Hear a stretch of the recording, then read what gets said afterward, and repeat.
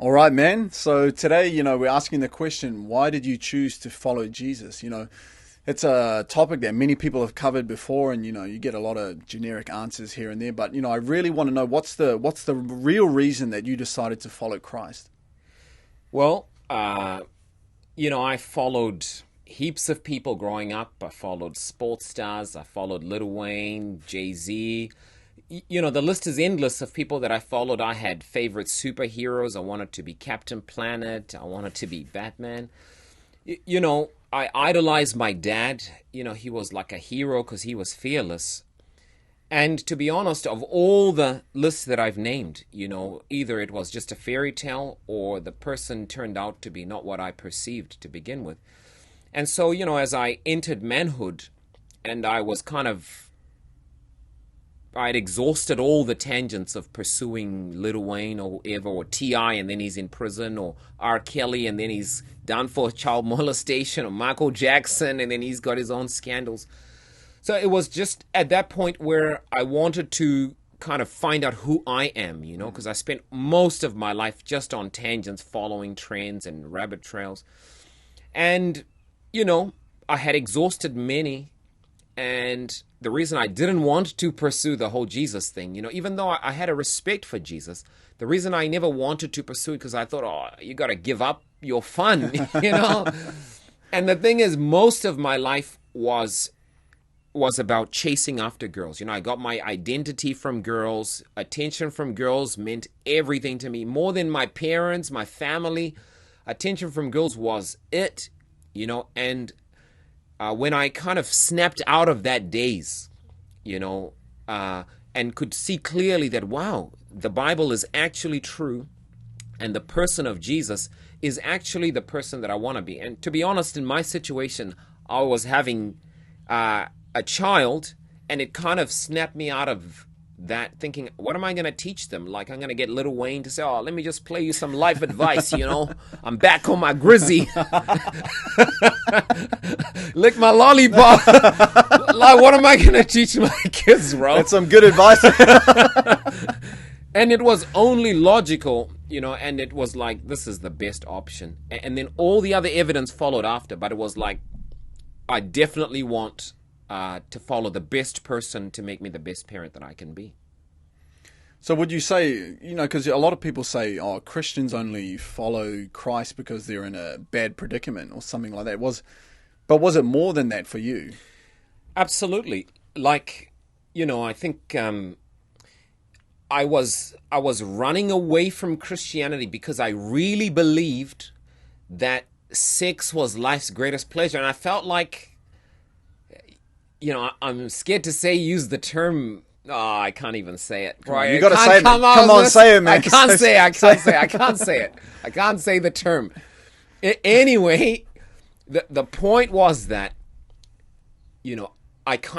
so first of all, I thought it was boring. That's the honest truth, that I thought, this is really boring. And there was so much of it that was just tradition. I never read the Bible growing up, and so it was just like going to church, coming back, going to church, listening to a guy. So you kind of feel like, it might be like Shortland Street. I can catch up later. I'll just miss a few episodes and I'll catch up later. I really thought, when I'm older, I'll come and do this thing. Because, I know it's a nice thing and all of that. And, but, I really got to the point where, I was witnessing a lot of my peers, just losing their grip on life. A lot of my friends getting into drug addiction. And it was depressing me, because I was doing athletics at the time, and just watching just the hopelessness that was kind of manifesting as we were all becoming adults. I just didn't want that anymore. And I was in limbo for a while, actually, thinking, man, where am I going to go with my life?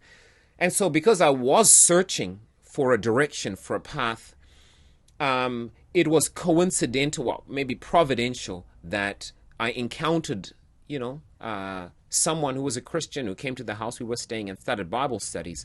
And it was like a revelation for me to think, wow, how come no one ever mentioned that the Bible has prophecies predicting the future? No one ever mentioned that, a third of the Bible is prophecies that have been fulfilled, and empires and So it made God personal for the first time, because when I was smoking weed, I deliberately rejected Christ. I was like, I don't believe in the Jesus thing, because, animals seem to have sex and no one's stopping them from having sex, because that was my thing, Yeah.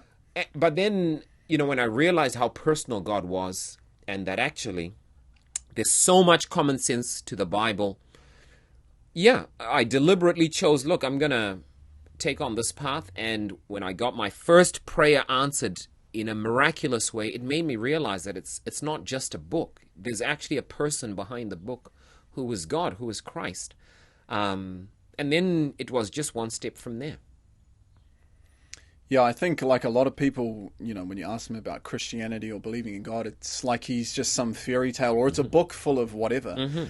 But, I like the point that you said he became personal to you.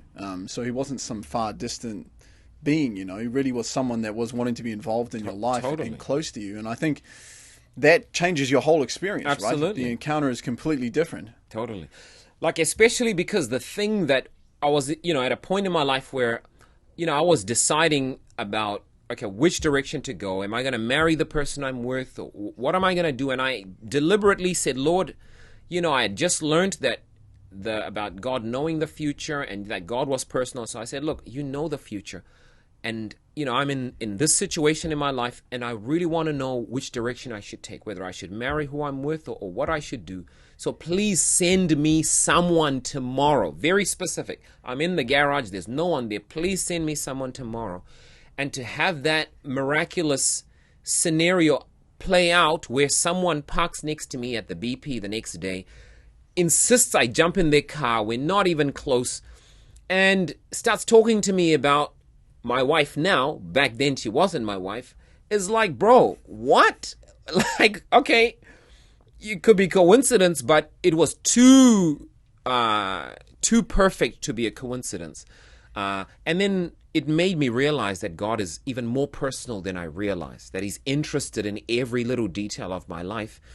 And it's like, you can choose to ignore it, but I thought, I'm going to follow this path and see where it leads. And it was kind of exploring, but it was definitely a meaningful journey, and I've never turned back since. And you can't argue with that, eh? When you have a personal experience, who can question that? You can't. Because you really, experience that. And it's like, people are so skeptical, about the whole Christianity and if Jesus is real. But, I think one thing that, taking from what you've said, is, that giving it that opportunity, giving God the chance, the opportunity to really work something personal in your life, instead of just thinking he's far off and distant, because he wants that for everyone, right? Totally. He wants to do that with everyone, but, no one's willing to open up and give him that opportunity to come in. Bro, that's precisely it. That, often my pride wouldn't let me humble myself and just ask. And I think, the fact that God says, ask, seek, knock, call out to me, is him extending his hand saying, look, just give me a try, call out to me, and see if I intervene, see if I'm real or not, and all your scientific reasonings, which are really just hiding the fact that that Christianity might involve giving up something, so you run away from it. But if you do just explore, like, what better revelation, bro, than to be able to communicate with the God of heaven? Like, if that's real, people are wanting to be Superman fans and all the stuff there. Imagine to actually be able to communicate with God. It's a no-brainer. It's worth trying, bro. It's better than the lotto, I can tell you that. Yeah. So, I mean, from what you've experienced as a Christian and before being a Christian, all those stuff that the world portrays as the great things, like sex, sports, fame, money, all these sort of things, is it really worth it giving that up now for the life that you currently have? Bro, I'm trying to see if I can give a more elaborate answer. Yes, it's worth it. Like, I could never swap my old life for my present. There's no way. Because, to be honest, half the time, I think back at high school, that you're just chasing after wherever the wind blows. You don't have a direction. You don't even have a life purpose. I didn't even know who I was as a person.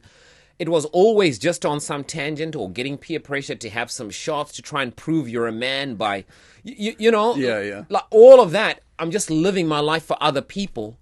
And it's all just a lie. Like they're pretending, I'm pretending. So I was quite relieved, to be honest, when I really discovered that actually this was the real deal and it was worth pursuing. And my life, for my children, my family, the values that it's brought into my life. Like, bro, we used to live off drama. Seriously. You know, and all the girls it was just drama all the time, parties, drama. Yeah. And to have a life full of peace and joy and, you know, being able to make a difference for other people, bro, you can take the other, bro, running away from cops. Nah, never. I don't want it. Yeah. Nice, man. Okay. Bro, I think that's a wrap. Yeah, I That's know. good, man.